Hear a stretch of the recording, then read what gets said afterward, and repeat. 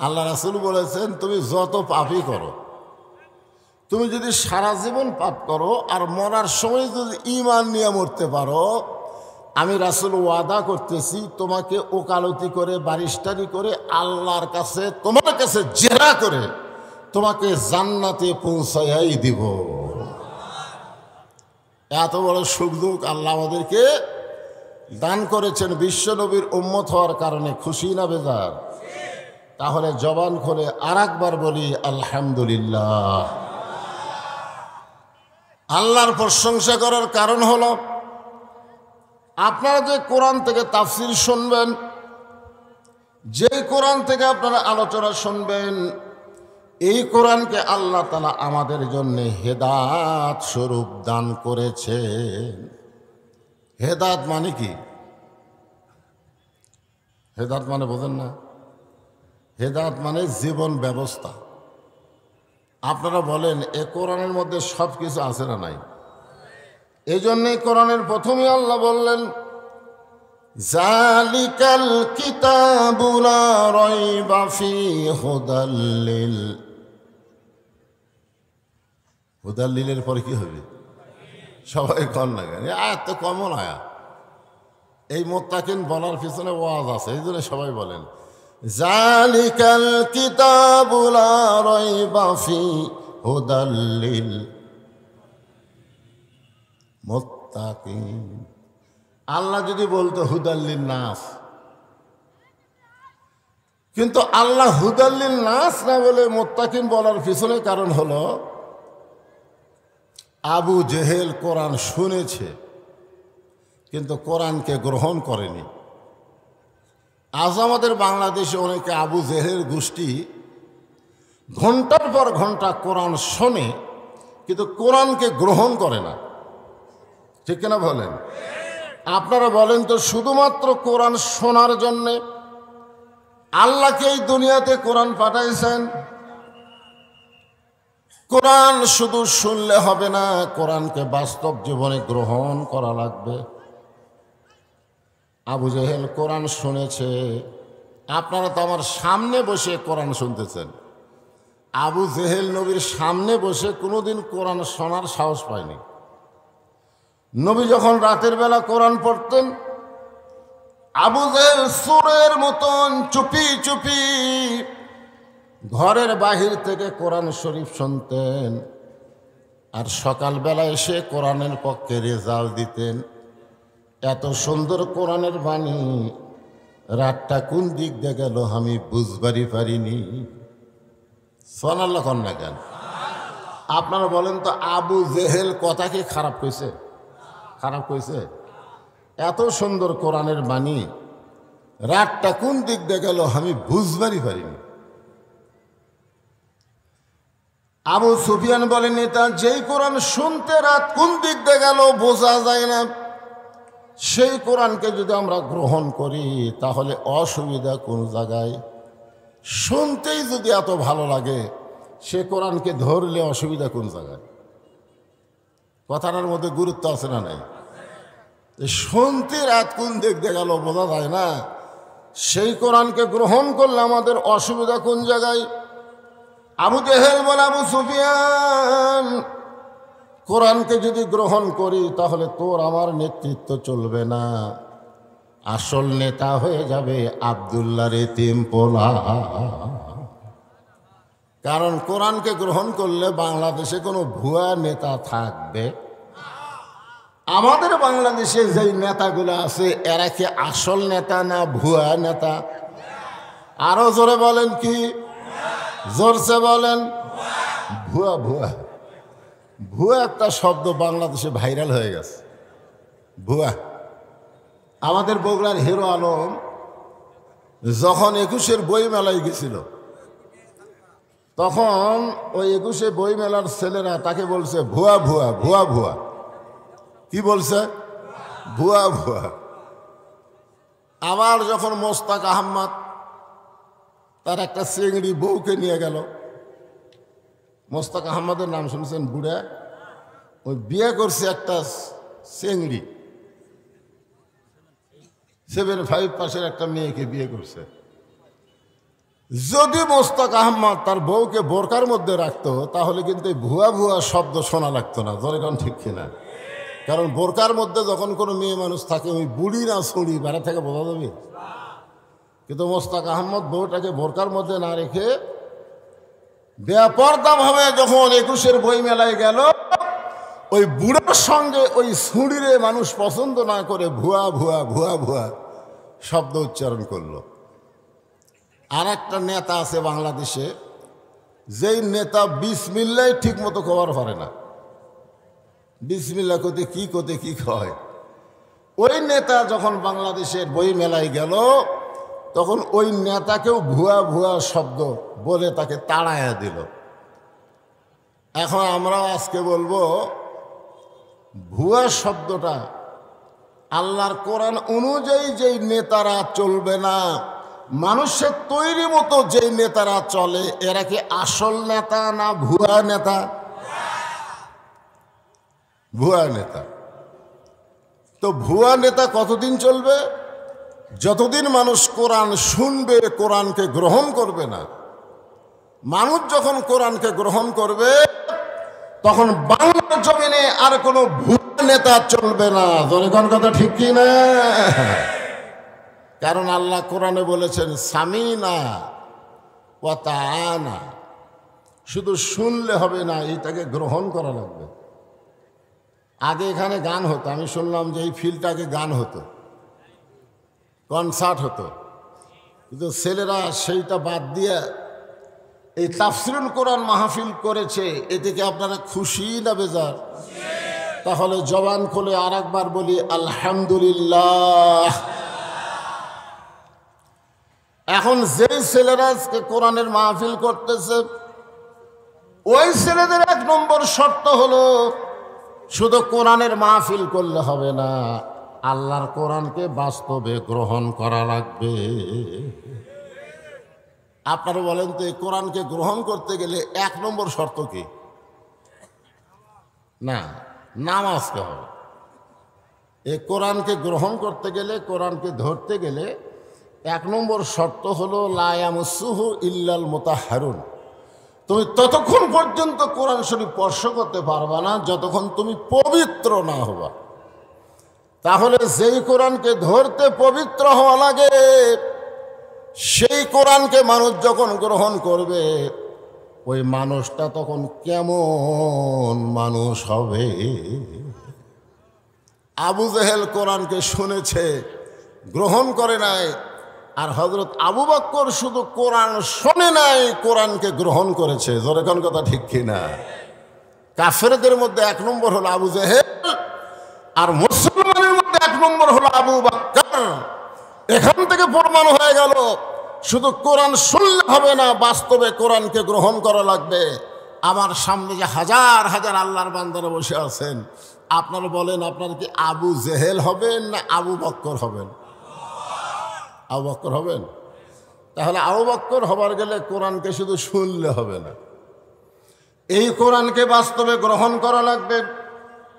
এই কোরআনকে গ্রহণ করার জন্যে পৃথিবীর সবচাইতে খারাপ মানুষ, যিনি নাঙ্গা তরবারি নিয়ে নবীকে হত্যা করতে গেছিল, এই কোরআনকে গ্রহণ করার কারণে আল্লাহ তাকে দেশের মতন ৯৬টা দেশের খলিফা বানায়া দিল।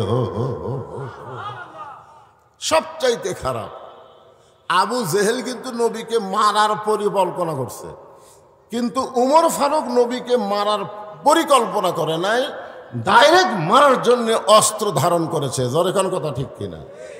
তাহলে হিসাব করে দেখা যায় ইসলাম গ্রহণ করার আগে আবু জেহেল চাইতে উমর ফারুক বেশি খারাপ ছিল, ঠিক কিনা বলেন? কিন্তু আবু জেহেল শুধু কোরআন শুনেছে বলে আবু জেহেলই থাকছে, কিন্তু উমর ফারুক নবীকে হত্যা করার পরিকল্পনা করার পরেও শুধু কোরআনকে গ্রহণ করার কারণে আল্লাহ তাকে অর্ধ পৃথিবীর খলিফা বানায়া দিছে। আল্লাহর কোরআনকে গ্রহণ করার পরে হযরত উমর যখন অর্ধ পৃথিবীর খলিফা, তখন উমর ফারুকের অহংকার কেমন? আজকে আমাদের উপজেলা চেয়ারম্যান, এমপি সাহেব, মন্ত্রী সাহেব, এদের যা মশাল ভাই, জোরে কোন কথা ঠিক কিনা? সেই হিসাবে হজরত ওমরের তো একটা অহংকার থাকার কথা যে বাংলাদেশের মতন ৯৬টা দেশের খলিফা আমি, আমার একটা মোশান নাই, আমি কি হনুরে। আল্লাহর কোরআনকে গ্রহণ করার কারণে হযরত ওমরের চরিত্রটা এমন হলো যে জুমার দিনে তিনি খুতবা দিচ্ছেন হাজার হাজার সাহাবীদের সামনে। এমন সময় মাঝখান থেকে এক সাহাবী দাঁড়িয়ে বলতেছে, ইয়া আমির আল মুমিনিন, আপনার খুতবা আমরা শুনবো না। যে বলছে আপনার খুতবা শুনবো না, উমর ফারুক দ্বিতীয় কোনো কথা বলে নাই, চোখের পানি বের করে বলতেছে, ভাই আমার খুতবা না শোনার পিছনে কারণ কি?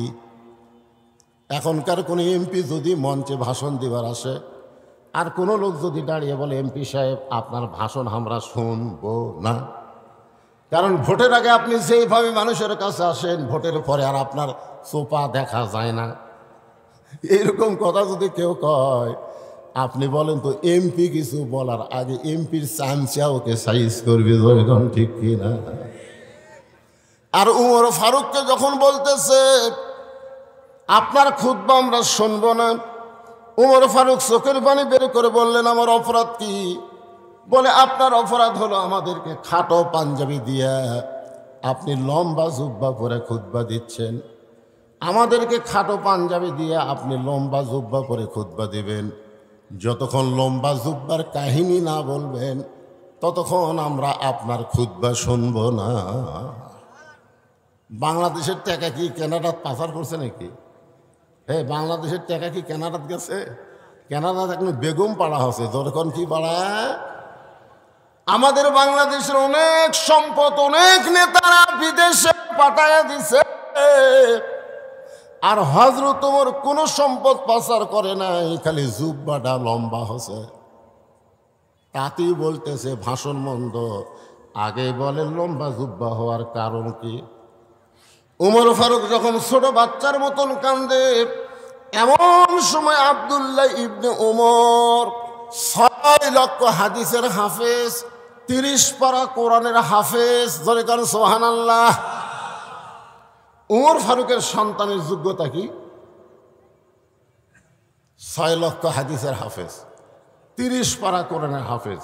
তাহলে এত বড় নেতার সন্তান কোন লাইনে লেখাপড়া করছে? এ কথা কর না কেন, কোন লাইনে পড়ছে? আর হামাকের নেতার ছেলেরা, হ্যাঁ, ৬ লক্ষ হাদিসের হাফেজ, ৩০ পারা কোরআনের হাফেজ।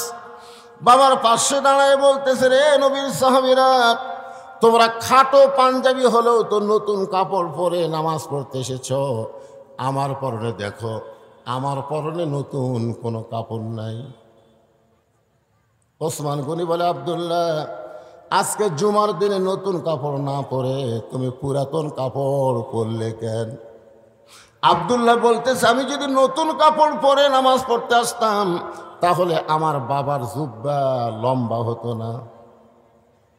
আমি যদি নতুন কাপড় পরে নামাজ পড়তে আসতাম তাহলে আমার বাবার জুব্বা কি হতো না? দুনিয়ার সবাই যখন ঘুমায়, তোমরা যখন ঘুমাও রে নবীর সাহাবীরা, আমার বাবা যেদিন থেকে খেলাফতের দায়িত্ব পাইছে সেদিন থেকে আমার বাবা আর ঘুমাই না। যখন এমপি বানানো হয়, মন্ত্রী বানানো হয়, তখন সে জনগণের খাদেম হয়, তার ঘুমানোর কোনো সময় থাকবে না, জনগণের খেদমত করার টেনশনে। জোরে কোন কথা ঠিক কি না?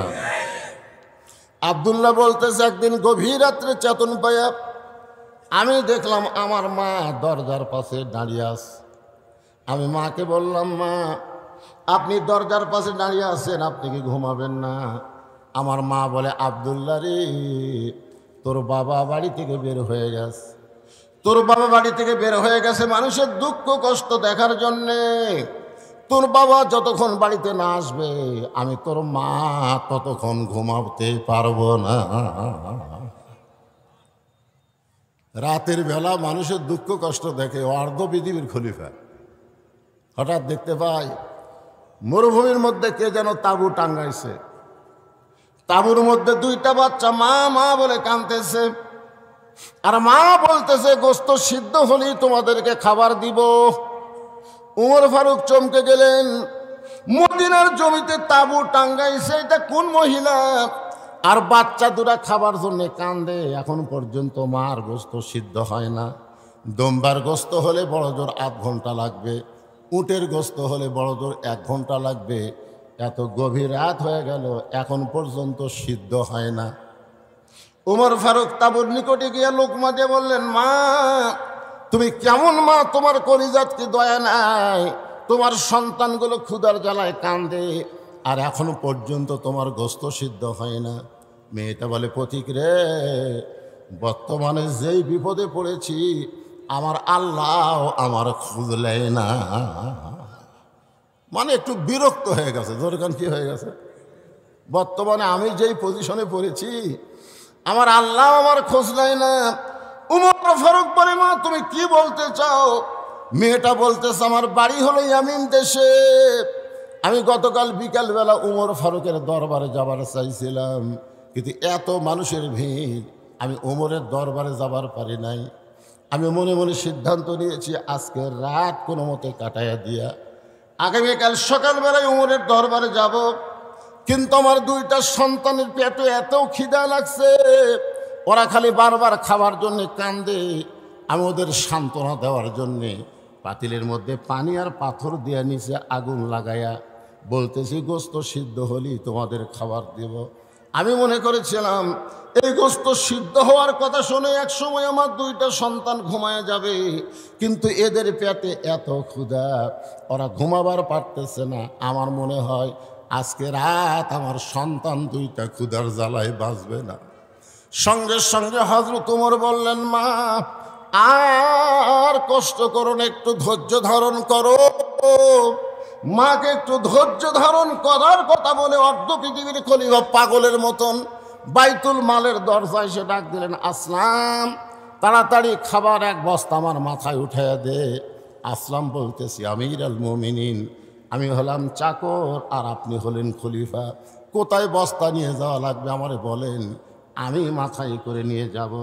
ওমর ফারুক বলে, আসলাম রে, একজনের পাপের বোঝা আর একজনকেও মাথায় নেবে না, দে তাড়াতাড়ি বস্তা আমার মাথায় উঠাইয়া দে। আসলাম কি করবে? উমর ফারুকের মাথায় যখন খাবার বস্তা উঠাইয়া দেয়, উমর ফারুক এত জোরে দৌড় মারে, পিছন দিক থেকে আসলাম চিল্লায় বলে, আমির আল মুমিনিন, এত জোরে দৌড় মারলে আপনি পড়ে গিয়ে আপনার কষ্ট হবে।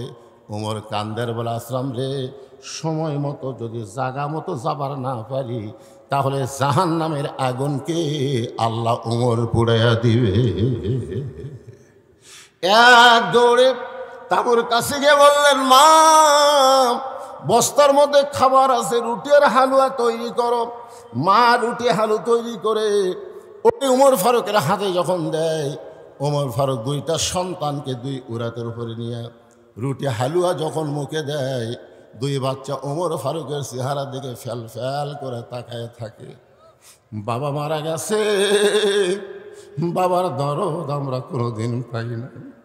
আমরা এতিম সন্তান, তোমার এত দরদ পাইছি গো, তুমি কে? তোমার পরিচয় কি? উমর ফারুক 2 হাত তুলে বলতেছে, আল্লাহ এ অধমকে জাহান্নামের আগুন থেকে তুমি বাঁচায়া দাও। মা বলতেছে, কে গো পতি, জাহান্নামের আগুন থেকে বাঁচার জন্য তুমি কেন কাঁদতেছ? আমি জানি মানুষ ভালো, কিন্তু জীবনে ভালো মানুষকে আমি চোখে দেখি নাই। আজকে একজন ভালো মানুষকে দেখলাম।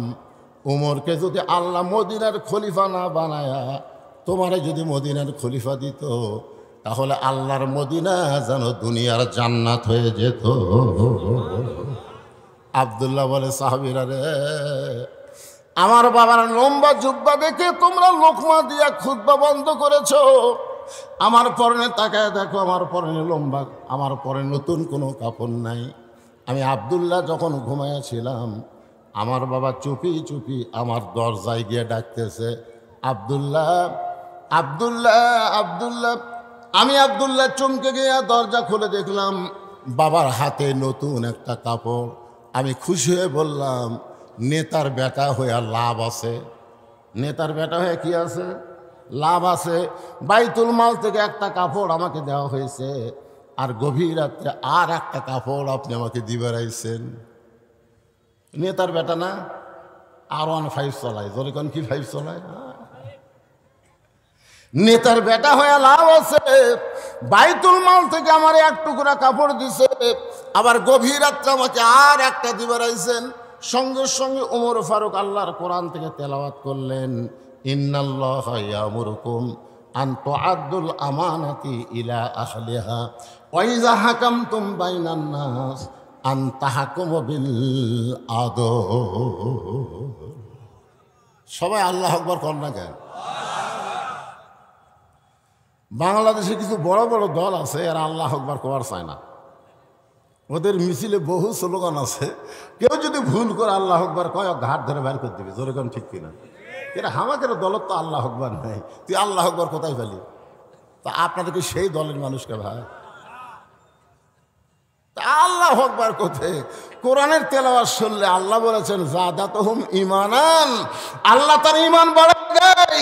আর ঈমান বাড়ানোর লক্ষণ হলো চুপ করে থাকা না, বাতিলের বিরুদ্ধে তাকবীর দেওয়া। জোরে বলেন কথা ঠিক কিনা? আপনি জানেন মুসলমানের সবচাইতে বড় শক্তি হলো তাকবীর।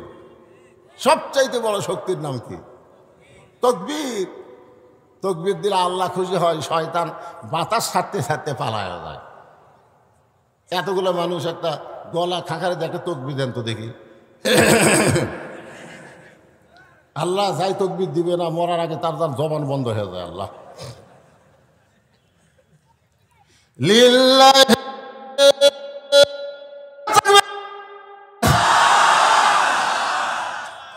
ওমর ফারুক আব্দুল্লাহর সামনে যে আয়াতটা তেলাওয়াত করলেন, এই আয়াতের বাংলা অর্থ বোঝেন? বোঝেন নাই? আমি বোঝানোর জন্য বলতেছি, 6 বছর ধরে আম বাগানের চাষ করছে। কয় বছর? জ্যৈষ্ঠী মাসে দেখতে গেছে আম পাকছে কিনা, যা দেখে গাছের ডালে বসে ছোট্ট একটা বাচ্চা আম পাড়তেছে আর ব্যাগের মধ্যে তুলতেছে। বাগানের মালিক রাগ করে কয়, আমি খাইনি, আমার পরিবারের কেউ খাই নাই, আর তুই আমার গাছে চলে আম পাড়তেছিস, তোর বাপকে গিয়ে বিচার দে মরে। ফিরে খালি মুসকি মুসকি হাসে। বাগানের মালিক বলে, হাসিস কেন রে?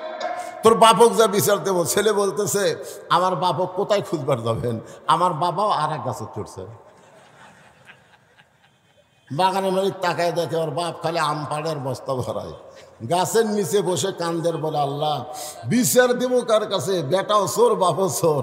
আজকে আমাদের বাংলাদেশের অবস্থা হয়েছে তাই, আমাদের বিচার হয়, জালিমদের কোনো বিচার হয় না। ধরে গেল কথা ঠিক না? বিচারের নামে প্রহসন চলতেছে।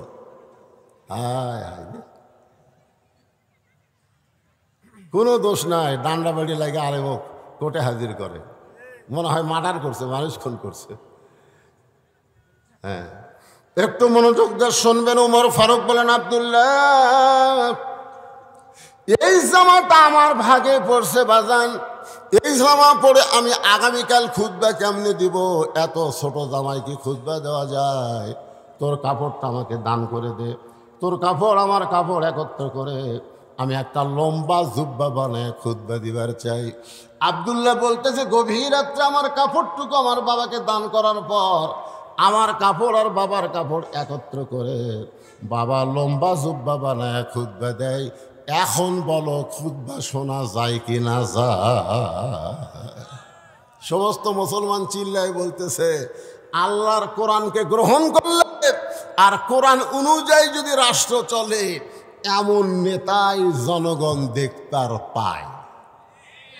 আজকে আমাদের বাংলাদেশে আল্লাহর কোরআন খালি ওয়াজের মধ্যে আছে, সমাজের মধ্যে কোরআন না থাকার কারণে আজকে আমরা ভালো নেতা চোখে দেখবার পাচ্ছি না। জনগণ কথা ঠিক কিনা?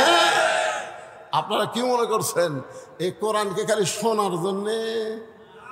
আল্লাহ বলেছেন সামিনা অতানা। হযরত ওমর আল্লাহর কোরআনকে গ্রহণ করার পরে তিনি কেমন একজন মহামানব হলেন, তার জীবনের সামান্য একটা অংশ আপনাদের শোনাই। ছদ্মবেশে মদিনার অলি গলি ঘুরতেছেন, হঠাৎ হযরত ওমর দেখতে পায় দুই পাহাড়ের মাঝখানে একটা গিরিপথ, ওই গিরিপথের মধ্যে সুন্দরী একটা মেয়ে ধীর গতিতে হেঁটে হেঁটে চলতেছে। মেয়েটার সামনেও কোনো মানুষ নাই, পিছনেও কোনো মানুষ নাই। ওমর ফারুক বললেন, আল্লাহ, তোমার দুনিয়াতে এত সুন্দরী একটা মেয়ে। সুবহানাল্লাহ কন্যা। ওমর ফারুক বললেন, আল্লাহ, তোমার দুনিয়ায় এত সুন্দরী একটা মেয়ে।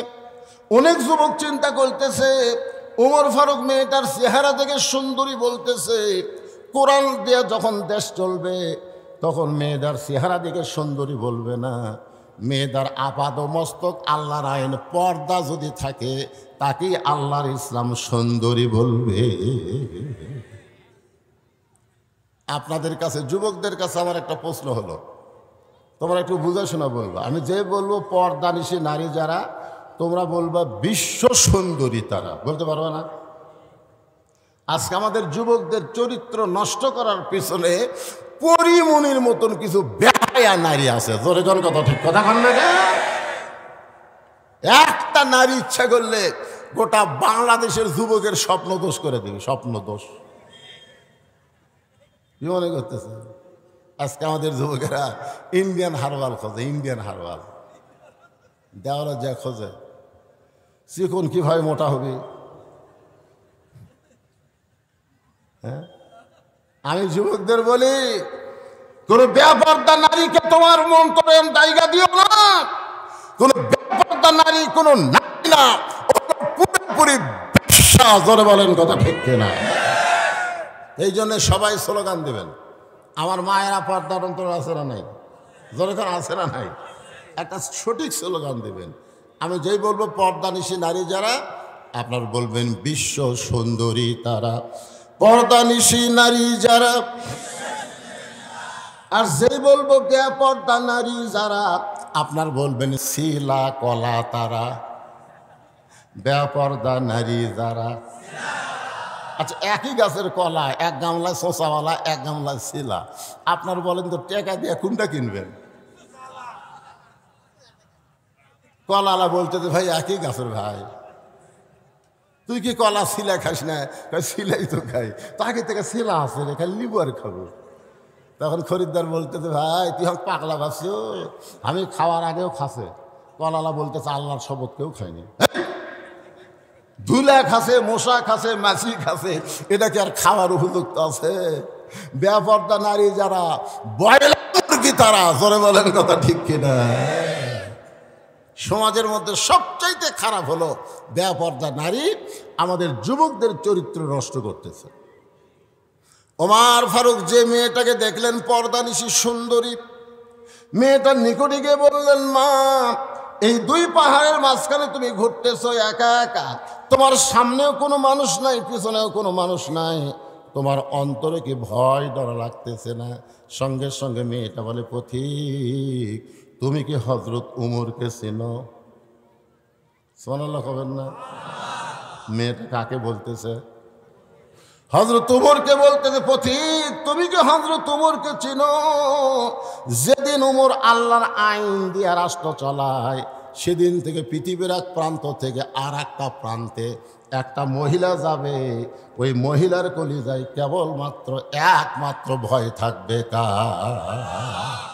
ইন্নামাল মুমিনুনা আল্লাযীনা ইযা যুকিরাল্লাহু ওয়াজিলাত কুলুবুহুম ওয়া ইযা তুলিয়াত আলাইহিম আয়াতুহু যাদাতুহুম ঈমানা ওয়া আলা রাব্বিহিম ইয়াতাওয়াক্কালুন। সেদিন ষোড়শী নির্জন পথে যাবে, কোনো জন কটু কথা কবে না।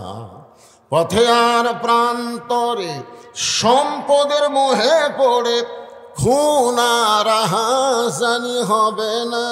সবাই বলেন, যদি মেনে চলি কোরআন। জবান খুলে বলেন, যদি মেনে চলি কোরআন আর রাসূলের বিধান, সকলেই শান্তিতে থাকবে বাংলার আকাশে। কলেমার পতাকা যেদিন দুলবে। কে রে যুবক রে, এই মোবাইল মারতেছে রে। এরা যা হসে ভাই, এরকম বসবার গেলে ওরা সরা যায়। স্বয়ং জিবরাইল এসেও যদি ওয়াজ করে, এই যুবকগুলোকে ভালো করা যাবে না। কারণ বর্তমান যুবকদেরকে ওয়াজ দিয়ে ভালো করা যাবে না। যুবকদেরকে ভালো করতে গেলে আল্লাহর কোন সমাজ লাগবে, জোরে কোন কথা ঠিক কিনা?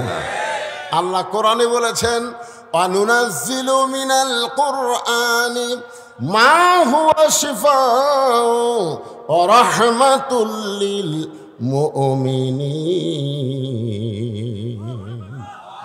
এই আয়াতের বাংলা অর্থ কি? আমি যে আয়াতে করিম না, আর বাংলা একটা অর্থ নাই। আর বাংলা অর্থ হলো সবাই গলা খাকারে দেন। আমি যেই বলবো সব সমস্যার সমাধান আপনার বলবেন দিতে পারে আল কোরআন, বলতে পারবেন না হয়ে যান। সব সমস্যার সমাধান। আজকে বর্তমান প্রধানমন্ত্রী 564টা মসজিদ বানাচ্ছে। একজন নেতা আমাকে বলতে, যে হুজুর গোটা বাংলাদেশের, গোটা পৃথিবীর কোনো প্রধানমন্ত্রী এত মসজিদ বানায়নি যেটা আমাদের বাংলাদেশের প্রধানমন্ত্রী বানাইছে। আপনি প্রধানমন্ত্রীর পক্ষে একটা কথাও বলেন না কেন? আমি তখন বললাম, প্রধানমন্ত্রী 564 মসজিদ কেন, 5 লক্ষ মসজিদ বানায়ও কোনো লাভ হবে না যতক্ষণ পর্যন্ত নামাজ কায়েমের আইন তৈরি না করবে। জোরে কোন কথা ঠিক কিনা? আজকে যদি নামাজ কায়েমের আইন তৈরি হয়, ওই যুবকগুলা ঘুরঘুর করবে, ঘুরঘুর করবে। কারণ একমাত্র নামাজই পারে ইন্নাস সালাতা তানহা আনিল ফাহশাই ওয়াল মুনকার। একমাত্র নামাজই পারে মানুষকে যাবতীয় খারাপ থেকে বাঁচাই দিতে। আমাদের যুবকেরা যদি 5 ওয়াক্ত নামাজ পড়ে, ও জীবনে আর্জেন্টিনার পতাকা টাঙ্গাবে না, ও জীবনে ব্রাজিলের পতাকা টাঙ্গাবে না, ও কোনোদিন দরজা জানলা বন্ধ করে খারাপ ভিডিও দেখবে না। আর ইমাম বলবে, কেতনা দেখলো আমাকে আল্লাহ দেখতেছে। জোরে কোন কথা দেখতে। আজকে নামাজ কায়েমের আইন নেই, মসজিদ বানাতে হচ্ছে। সবাই খালি যায় আর দেখে মডেল মসজিদ রে, মসজিদ দেখার জন্যে। একটু মনোযোগ দিয়ে কথাগুলো শুনবেন।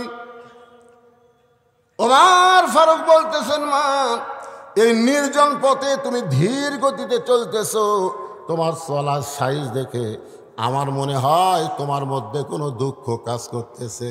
মেয়েটা বলতেছে, পথিক আমি আসলেই একজন দুঃখী নারী।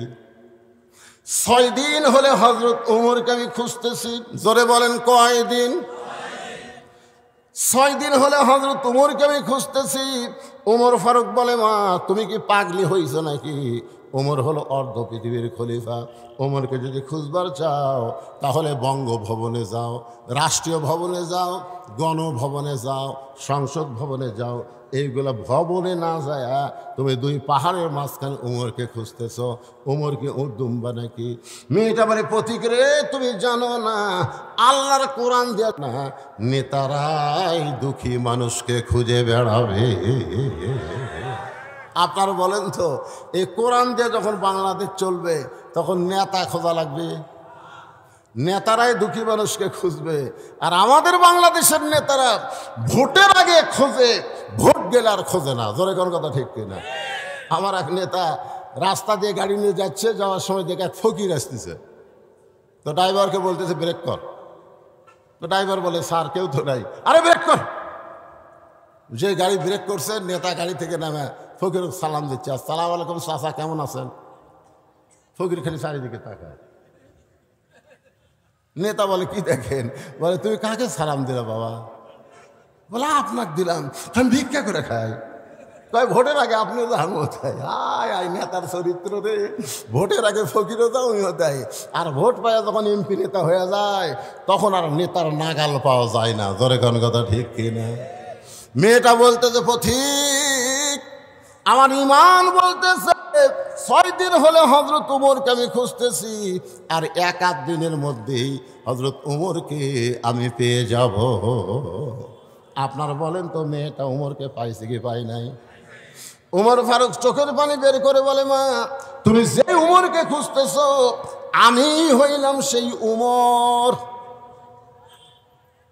সঙ্গে সঙ্গে মেয়েটা বলতেছে, তাহলে আপনি চোরের মতন একা একা কেন ঘুরতেছেন? আপনার কি কোনো চামচা নাই? আপনি বাংলাদেশের মতন কয়টা দেশ, কথা কনা কয়টা, 96টা দেশের রাষ্ট্রপতি, আর আপনি একা একা চোরের মধ্যে ঘুরতেছেন। আপনার র্যাব নাই, আপনার পুলিশ নাই, আপনার চামচা নাই। আজকে আমাদের নেতারা যখন ঘরে দেখবেন আগে পুলিশের গাড়ি, পিছনে পুলিশের গাড়ি, ধরে কোন কথা ঠিক কিনা? পুলিশ মনে হয় জনগণের না, পুলিশ হলো নেতার। তা আপনি অর্ধ পৃথিবীর খলিফা হইয়া একা একা ঘুরতেছেন, আপনার কি কোনো চামচা নাই? আপনার অন্তরে কি কোনো ভয় ডর নাই? আপনাকে কেউ যদি হত্যা করে, ওমর ফারুক বললেন, ওয়া আলা রাব্বিহিম ইয়াতাওয়াক্কালুন। আমার চামচা লাগবে না, আমার বডিগার্ড লাগবে না, আমার আল্লাহ আমার হেফাজত করবে। ওমর ফারুক বললেন, না এখন বলো তোমার দুঃখ কি? কি দুঃখে তুমি 6 দিন হলে আমাকে খুঁজতেছ? একটু মনোযোগ দাও, আপনাদের শোনা লাগবে। মেয়েটা বলতেছে, এই মুহূর্তে আমার জীবনের সবচাইতে বড় দুঃখ হলো 6 বছর বয়সে ঈমান গ্রহণ করেছি। শুধু ঈমান গ্রহণ করার অপরাধে 12 বছর আমাকে জেলখানায় বন্দি জীবন কাটাতে হয়েছে। আপনারা বলেন তো মেয়েটার অপরাধ কি? চুরি করছে? আমির হামজার অপরাধ কি? মামুনুল হকের অপরাধ কি? আল্লামা সাইদ হুজুরের অপরাধ কি? মুসলমান কথা বল না কেন? কারণে দিন দিন গোস্তের দাম বাড়তেছে, ধরে কোন কথা ঠিক কিনা? গত হাটে 620 টাকাতে নিয়ে গেছে, এখন জামাই আইছে, শাশুড়ি বলতেছে আজকে 2 কেজি নিয়ে আসো। ওই চিন্তা করছে 2 কেজির দাম হবে 1240, ওই 1300 টাকা নিয়ে যায়। 2 কেজি গোস্ত ব্যাগ দিলে টাকা 1300 দিছে। কষাই বলতেছে ভাই আরো 100। তোর কে রে ভাই, গত হাটে নিলাম 620। কেউ বুঝতেছেন না, দিন দিন দাম বাড়তেছে। মানুষ কথা কয় না, আমরা ইচ্ছা মতো দাম বাড়াই, মানুষ কিছুই কয় না। তখন ওই লোকটা আস্তে করে গোস্তের টোপলা থুইয়া চাকা দেখে কষাইয়ের কাছে দাও আছে, খপ করে দাওটা লিছে, লিয়া যে খাটার গোস্ত কাটে ওই খাটে মারছে লাথি মারে ওর ঘাড়ের উপর দাও ধরে বলতেছে, এখন বল কত করে কেজি, কত করে কেজি? কষাই বলতেছে আপনি যা দিবেন তাই, আপনার কাছে কোনো দরদাম নেই। তার মানে বোঝা গেল অন্যায়ের বিরুদ্ধে মাঝে মধ্যে ঘাড়ের উপরে দাও ধরার দরকার আছে না? যেরকম আছে না, চোর চুরি করে নিয়ে যাচ্ছে আর উনি বলতেছে ইন্নাল্লাহ মা সবিরিন, ইন্নাল্লাহ মা সবিরিন, ধৈর্যশীলদের সঙ্গে আল্লাহ আছে। চোরের সাথে মারামারি করে কি হবি ভাই, ওই লিয়া যাক পরে আমি আবার করবো রে। গোটা বাংলাদেশ চুরি করে সব কথা হয়ে গেল, আর কোনো কথা বলে না। কথা কোরআন ফিরে এসে যদি আপনার ঈমান না জাগে তো কোন জায়গায় গিয়ে জাগবে? কথা বলার দরকার আছে না নাই? দরকার আছে না নাই? একটু মনোযোগ দিয়ে শুনবেন। মেয়েটা বলতেছে আমার জীবনের সবচাইতে বড় দুঃখ হলো আমি 6 বছর বয়সে ঈমান গ্রহণ করছি। এটা আবার কি দিতে পারে?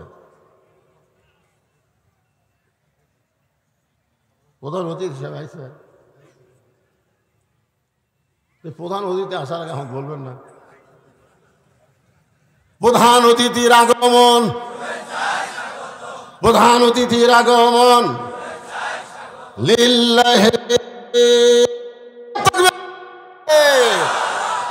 গত টার্মেও যিনি উপজেলা চেয়ারম্যান ছিল, আল্লাহ তাআলা তুইজ্জুমান তাশা, সম্মানের মালা এইবারও তার গলাত পরায় দিছে।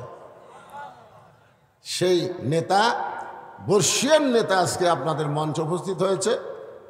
উনি আমার তো ওয়াজ এইভাবেই চলবে, অসুবিধা আছে? আপনাদের কোনো সমস্যা আছে? তো এখন নেতা মানুষ তো আমার ওয়াজ চলবে তো অনেক রাত, কারণ আমি ঘড়ি ধরে ওয়াজ করি না, চলতেই থাকবি জোরে ঘন্টা। তাই বলে মনে করেন না যে ফজর বন্ধ হবে। হ্যাঁ, এই যেগুলো চ্যাংড়া ফেঁড়া খারাপ হয়ে আছে এরকম ওর মন খারাপ হয় কেন বসিস না কেন বারে তোরা কি পেশাব করে পানি লিস নি কেবা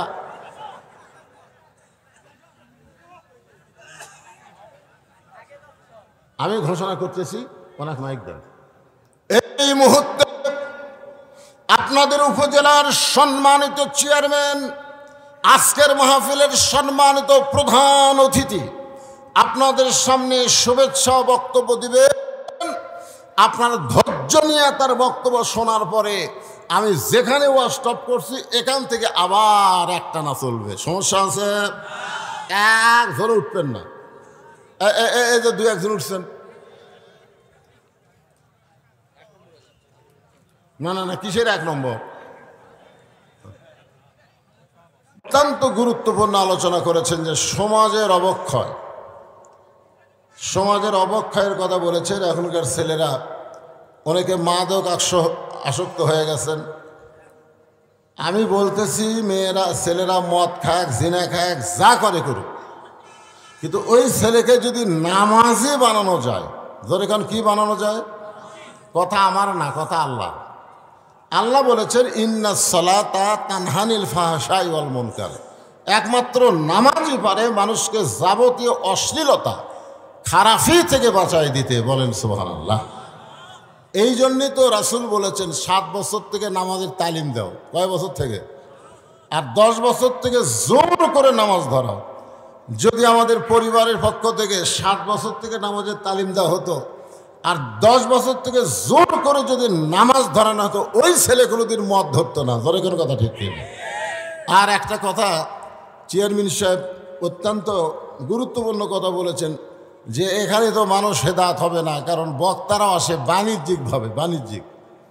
বাণিজ্যিক আপনারা শোনেন সূরা ইয়াসিনে আল্লাহ পাক বলেছেন অমাইয়াত্তাবাউ মাল্লাস আলুকুম আজরাও ওয়াহুম মুহতাদুন আল্লাহ বলেছেন হেদায়েতের বাণী প্রচার করে কেউ যদি উজরত তালাশ করে সে নিজেই হেদায়েত না এই আয়াতের তাফসীর আপনারা পড়বেন এখানে বলা হচ্ছে যে কোনো কেউ মুসলমান হয়ে হিন্দুদের কাছে জোরেখান কার কাছে বিধর্মীদের কাছে কলেমার দাওয়াত দিয়া তার কাছ থেকে যদি কোনো উজরত তালাশ করে যে ব্যক্তি কলেমার দাওয়াত দিল সে নিজেই হেদায়েত না আপনারা বলেন আমি কি আপনাদেরকে কলেমার দাওয়াত দিবে রাইছি যেরকম কলেমার দাওয়াত দিবে রাইছি আপনাকে মসজিদের ইমাম সাহেব নামাজ পড়ায় আপনারা বলেন তো সেখানে বাণিজ্যিক কারবার আছে না নাই ইমামকে মাস গেলে বেতন দেওয়া দরকার আছে না নাই কথা কন না কেন আপনাদের মুয়াজ্জিন সাহেব যে আজান দেয় ওই আজানের মধ্যে বাণিজ্যিক কারবার আছে না নাই আজান দেওয়ার পরে মাস গেলে বেতন দেওয়া হয় কি হয় না যেরকম হয় কি হয় না আপনাদের মাদ্রাসায় যে সমস্ত হুজুররা কোরআন শরীফ পড়ায় আপনারা বলেন তো এরা কি ফ্রি কোরআন পড়ায় না মাস গেলে হাদিয়া নেয় তাহলে সব জায়গায় বাণিজ্যিক ব্যবস্থা থাকবে আর বক্তাদের ব্যাপারে থাকবে না এইটা ঠিক না বক্তারা তো কলেমার দাওয়াত দিচ্ছে না আমরা সবাই কলেমা গ্রহণকারী মুসলমান আমাদেরকে কলেমাটা ঠিক কেমনে রাখতে হবে এই বিষয়ে বক্তারা আলোচনা করে জোরে কোনো কথা ঠিক কিনা হ্যাঁ আপনারা খুব খেয়াল করবেন তো এখানে এখানে মেয়েটা বলতেছেন আমার সবচাইতে বড় অপরাধ হলো আমি 6 বছর বয়সে ঈমান গ্রহণ করেছি শুধুমাত্র ঈমান গ্রহণ করার অপরাধে 12 বছর আমাকে জেলখানায় বন্দি জীবন কাটাতে হয়েছে ভাইজান এই কথাটা আপনারা একটু খেয়াল করবেন মেয়েটা কিন্তু বলে নাই যে আমি ঈমানের কলেমা পড়েছি মেয়েটা কিন্তু বলে নাই যে ঈমানের কলেমা পড়েছি মেয়েটা বলতেছে আমি ঈমানকে গ্রহণ করছি আপনারা বলেন তো ঈমানের কলেমা পড়া আর ঈমানকে গ্রহণ করা এই দুইটা কি এক যুদ্ধের সময় আমাদের এলাকার অনেক হিন্দুরা ঈমানের কলেমা পড়ছে অনেক হিন্দুরা আর্মি দেখলে পাকিস্তানের সৈন্য দেখলেই তারা মুসলমানের চাইতে বেশি জিকির করছে লা ইলাহা ইল্লাল্লাহ লা ইলাহা ইল্লাল্লাহ লা ইলাহা ইল্লাল্লাহ আরবিরা বলতো বিলকুল ঠিক হয় আপনারা বলেন তো এরা কি ঈমান গ্রহণ করেছে ওরা মুখে কলেমা পড়িছে এক হিন্দু আমারে কইছে হুজুর মুসলমানের কলমার দাম আছে তা আমি কইলাম তুমি হিন্দু হয়ে মুসলমানের কলমার দাম কেমনে বুঝলে বলি এই কলমা মুখে জারি রাখার কারণে আর্মির গুলি থেকে বেঁচে গেছে আমি কইলাম ভাইজান শুধু কলেমা মুখে জারি রাখার কারণে আর্মির গুলির থেকে তুমি বেঁচে গেছো ওই কলেমা যদি কলিজার মধ্যে গ্রহণ করতা তাহলে জাহান্নামের আগুন থেকে আল্লাহ তোমারে বাঁচায় দিত। এই জন্য ইমাম গ্রহণ করতে গেলে আমাদেরকে তিনটা জিনিস খেয়াল করা লাগবে। আপনার কি বিরক্ত হচ্ছেন? তাহলে যে ফাঁকা জায়গাটা আপনারা বন্ধ করলেন না কি জন্যে? এই আপনারা মনে করতেছেন যে কাজ কামের দিন আমি সারা রাত ওয়াজ করবো, একটা সময় হঠাৎ শেষ করে দেবো, আপনারা আফসোস করবেন কেন এত তাড়াতাড়ি শেষ হলো কেন? ভাইজান এই জায়গাগুলো ফাঁকা করেন, পুরা করেন। আসেন, করোনার সময় আমরা বলছি ফাঁকা ফাঁকা হয়ে বসেন, এখন আর করোনা আছে নাকি? আপনারা বলেন তো, করোনার সময় মুখে মাস্ক না দিয়ে কেউ বার হয়েছে? কেন হয়নি? এ আইন কে করছে? আল্লাহ না সরকার? এ জোরে কেন, আল্লাহ না সরকার? আল্লাহ করছে। সরকারের পুলিশ, সরকারের আইন বাহিনী মুখে যদি মাস্ক না দেখতো তার 200 টাকা 500 টাকা 1000 টাকা জরিমানা করতো। তাহলে ইচ্ছা করলে সরকার পারে, জোরে কোন পারে কি পারে না? যেই সরকার করোনার সময় মুখে মাস্ক পরাবার পারে সেই সরকার ইচ্ছা করলে বাংলার মুসলমানকে নামাজও ধরাবার পারে, জোরে কোন কথা ঠিক কিনা? তে উপজেলা চেয়ারম্যান বললো সরকার সব পারে না।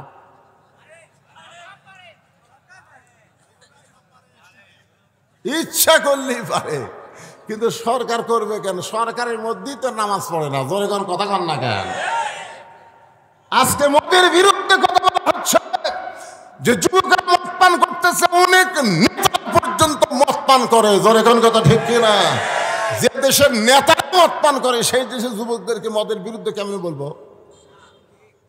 মদের বিরুদ্ধে আইন আছে না নাই? কোরআনে আইন আছে না নাই? জোরে কোন। ওমর ফারুকের ছেলে মদ পান করছিল, 5 হাত বাড়ি দিয়ে কি করছে? নাই, কোরআনে আল্লাহর আইন আছে না নাই?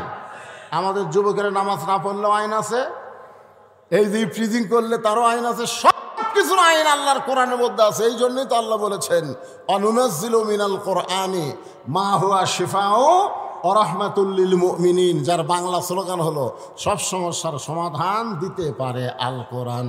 সব সমস্যার সমাধান আল কোরআনের আলো, ঘরে ঘরে জালো, ঘরে ঘরে না, সংসদেও না, অ্যাঙ্গেলে মার দেওয়া লাগবে। অ্যাঙ্গেলে মার হলো সব জায়গায় জালো। আপনারা বলেন সব জায়গায় যদি আপনি বলেন তার মধ্যে সংসদ আছে না নাই? এখন যদি আপনারা বলেন সংসদে জালো, তখন ওরা বলবে হুজুর ওই দলের লোক। আমরা কোরআনের মাহফিলে এসে এক দল করব না, সব মুসলমান এক দলের মধ্যে চলে আসবো, জোরে কোন কথা ঠিক কিনা? আপনারা বলেন তো মসজিদের মধ্যে ঢুকলে আমরা কয় দল? জোরে কোন কয় দল? আওয়ামী লীগ, বিএনপি, জাতীয় পার্টি, জামাত সবাই মিলে দেখবেন কাতার সোজা করতেছে। আওয়ামী লীগ সরকারি দল ক্ষমতাতে আছে, ওই কাতারের থেকে 4 আঙ্গুল সামনে গেছে। কয় আঙ্গুল? তখন জামাতে ইসলাম হাত ধরে টানতেছে, লাইন হতাম। এই যে কাতারের দাগ তোর চোখত পড়ে না? আওয়ামী লীগ বলতেছে আমি খেয়াল করিনি ভাই, ও কে হাত ধরা টানতেছে ওদিকে ওর খেয়াল নাই, ওর খেয়াল হলো কাতারের দিকে। সুবহানাল্লাহ। তার মানে বোঝা গেল মসজিদের মধ্যে যখন ঢোকে তখন আওয়ামী লীগ, বিএনপি, জাতীয় পার্টি ঢোকে না, সবাই এক কাতার হয়। আল্লাহর কোরআনের মাহফিলে যখন আমরা বসে যাব তখন আওয়ামী লীগ, বিএনপি, জাতীয় পার্টি থাকবো না, আমরা সবাই আল্লাহর দল হয়ে যাব। ঠিক আছে? মেয়েটা বলতেছে আমির আল মুমিনিন, সকালবেলা 3টা করে চাবুক, বিকালবেলা 3টা করে চাবুক, আমার এমন কোনো জায়গা নাই যেই জায়গায় চাবুকের আঘাত লাগে নাই। আপনি যখন রোম পারস্য দখল করলেন তখন আপনি ঘোষণা করে দিলেন মুসলমান কোনো রাষ্ট্র যখন দখল করবে ওই রাষ্ট্র তখন আল্লাহর আইনে চলবে, আর আল্লাহর আইনে যখন কোনো রাষ্ট্র চলবে ওই রাষ্ট্রের মধ্যে জেলখানার কোনো দরকার হবে। আপনারা বলেন তো আল্লাহর আইন এটা কি? আল্লাহর আইন কি দেরি করে না ডাইরেক্ট? যেরকম দেরি করে না ডাইরেক্ট? ডাইরেক্ট একসময়। আপনি যখন রোম পারস্য দখল করলেন আমি রোমের একটা জেলখানার মধ্যে বন্দী ছিলাম, আপনি জেলখানার দরজা উন্মুক্ত করে দিলেন। আমি জেলখানার দরজা খোলা পাইয়া, কারণ আমার দাদা খ্রিস্টান, আমার বাবা খ্রিস্টান, আমার 14 গোষ্ঠী খ্রিস্টান। আমি এখন কি করব? এই দুই পাহাড়ের মাঝখানে 6 দিন হলে ঘুরতেছি। আপনার যদি দেখা যায়, আপনার কাছে এই দুঃখী মেয়েটা একটু আশ্রয় চায়। ওমর ফারুক চোখের পানি বের করে বললেন, মা, আমি তোমাকে আশ্রয় দিবার পারবো না, কারণ ইসলাম কোনোদিন কাউকে আশ্রয় দেয় না, বরং ইসলাম মানুষকে অধিকার দিয়ে দেয়। আপনারা বলেন তো, ইসলামে নারীদের অধিকার আছে না নাই? আজকে অনেক মেয়েরা বলে ইসলামে আমাদের কোনো অধিকার নেই। এই যে একজন তাসলিমা নাসরিন একটা বই লেখছে, নির্বাচিত কলম। ওই নির্বাচিত কলমের মধ্যে লেখছে, আর রেজালু কাওয়ামুনা আলান নেসা, যে পুরুষরা নারীদের উপরে থাকবে। এই আয়াতটার ব্যাখ্যা করে তাসলিমা নাসরিন নাস্তিক বলেছে, এইখানে আল্লাহ তাআলা পুরুষের চাইতে নারীদের দাম কমায় দিছে, কারণ পুরুষেরা থাকবে উপরে, নারীরা থাকবে নিচে। আপনারা বলেন তো, এই আয়াতটা আল্লাহ কোন প্রেক্ষাপটে নাজিল করছে? নারী যদি বাপ হয় তাহলে নারীর দাম বাবার চাইতে অনেক বেশি। জোরে কোন কথা ঠিক কিনা? নারী যদি মেয়ে হয় তাহলে ছেলের চাইতে মেয়ের দাম কম না বেশি? কিন্তু নারী যদি বউ হয়, ওই জায়গাতে একটু আল্লাহ বলছে স্বামী একটু উপরে থাকবে, বউ একটু নিচে থাকবে। আপনারা কি বইয়ের উপরে থাকেন না নিচে যান? পদ্মার চরে জেলা জেলেন একটা অস্থায়ী ঘর বানাচ্ছে, টাটায়ের ঘর। জেলা মাছ ধরবে, ইলিশ মাছ, হঠাৎ একদিন উঠছে ঝড়ে, এত জোরে ঝড় উঠছে বুঝলেন, খালি ধুলাবালি দিয়া 1-1 ঘন্টা হয় ঝড় থামে না। স্বামী জেলা বলতেছে, বউ রে, আমারও তো পেশাব লাগছে, আমি কি করি? বউ বলতেছে, দরজা খোলা যাবে না, কারণ বাইরের বালি এসে ঘর মাখা যাবে। স্বামী বলতেছে, তাহলে ঘরের মধ্যে পেশাব করি। বউ কই, এত বড় মানুষ ঘরে পেশাব করলে দুর্গন্ধ হবে। স্বামী বলে, তাহলে করি কি রে? বউ বলতেছে, একটা কাম করেন, আপনি আমার কান্দর চলেন, কান্দর চড়ে ওপরে তালায় একটা শুটিং করেন, আপনার যন্ত্র মোতাবেক শুটিং করে, ওই শুটিং দিয়ে যন্ত্র বার করে পেশাব করেন। স্বামী পেশাব করার 1 ঘন্টা পর আর ঘর থামে না। বউ বলে, আমারও তো পেশাব লাগছে। স্বামী বলতে, শুটিং তো করা আছে, তুমি আমার কান্দে চলো, শুটিং দিয়ে পেশাব করো। এবার বউ স্বামীর কান্দে চড়ে পেশাব করে, পেশাব শুটিং দিয়ে বাইরে না যায়, স্বামীর বুক ভিজে যায়। স্বামী চিল্লায় বলে, বউ রে, পেশাব করিস কোন জায়গা, তারপরে কোন জায়গায়? বউ চিল্লায় বলে, মরার স্বামী জানো না, সব জায়গায় সমান অধিকার চলে না। আপনারা বলেন তো, মেয়েদের অধিকার ইসলামে আছে না নাই? দরকার আছে না নাই? ওমর ফারুক বললেন, মা, এখন তোমার বয়স কত? মেয়েটা বলতেছে, 6 বছর বয়সে ঈমান গ্রহণ করেছি, আর 12 বছর জেলখানায় বন্দি জীবন কাটাইছি। এই মুহূর্তে আমার বয়স হলো 18 বছর। ওমর ফারুক বললেন, মা, 18 বছরের একজন মেয়ের জন্যে ইসলামের 1 নম্বর অধিকার হলো ভালো একটা ছেলের সাথে বিয়া বসা। কি ছেলে? আপনারা কি আমার কথা বুঝতে পারতেছেন না? কি ছেলে? ভালো ছেলে। বিয়াতে বিমান নেয়, মহারণা লগত। জোরে কন। বিয়াতে বিমান নেয় না, মহারণা নগদ দেয়, এরা হলো ভালো ছেলে। আপনাদের ধামুরহাটের খবর কি?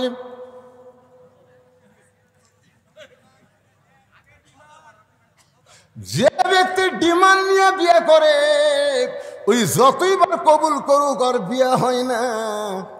এই ডিমান্ড নিয়ে বিয়ে করার কারণে স্বামী স্ত্রী মিলন হওয়ার পরে যে মালগুলা বাড়ায়, ওই মালগুলা কোরআনের মাহফিলে বসে।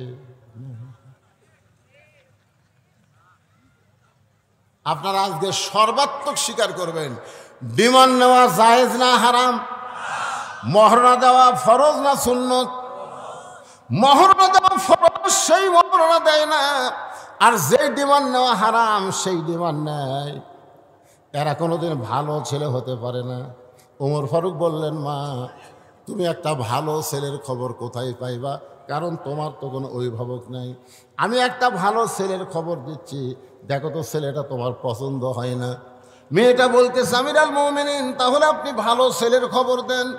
উমর ফারুক বললেন, ছেলেটার যোগ্যতা হলো 6 লক্ষ হাদিসের হাফেজ, 30 পারা কোরআনের হাফেজ, বয়স হলো 22 বছর, গায়ের রং ফর্সা, চাঁদের বরণ চেহারা। ছেলেটার নাম হলো আব্দুল্লাহ, আর বাবার নাম হলো হযরত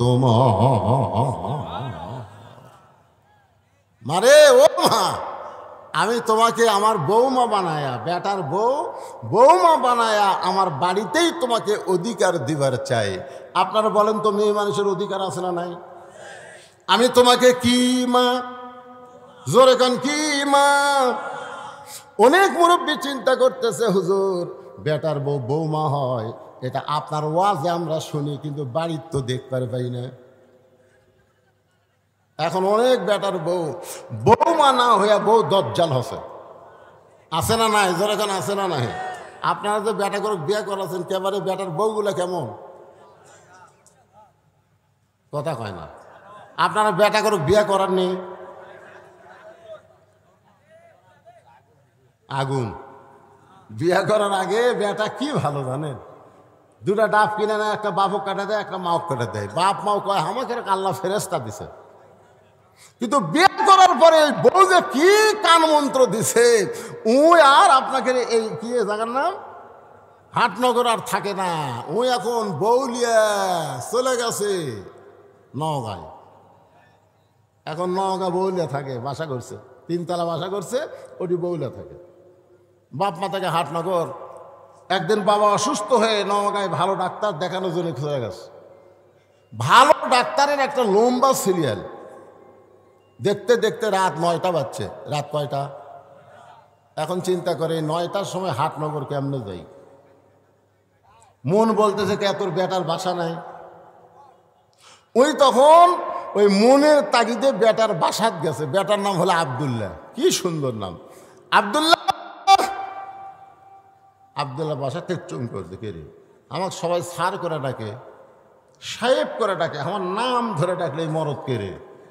আপনারা বলেন তো, সন্তান যত বড়ই সাহেব হোক, নাম ধরে ডাকার মরদকে? আব্দুল্লাহ দরজা খুলে তাকায় দেখে বাবা এতিমের মতন দাঁড়ায় আছে। আব্দুল্লাহ বলে, বাবা রাত 9টার সময়, কারণ খবর কি? বাপ বলতেছে, আমার মন কখনো চাইনি তোর বাসাত আসা, কিন্তু ডাক্তারের কারণে বাধ্য হয়ে আমাকে আসতে হলো। আব্দুল্লাহ হাত ধরে বলতেছে, বাবা এত রাগ কেন করছেন বাবা? বাবা মনে মনে কয়, রাগ তো তোর উপর করিনি, তুই যে মালটা বিয়ে করছো। রেস্ট রুমে এখন বাপকে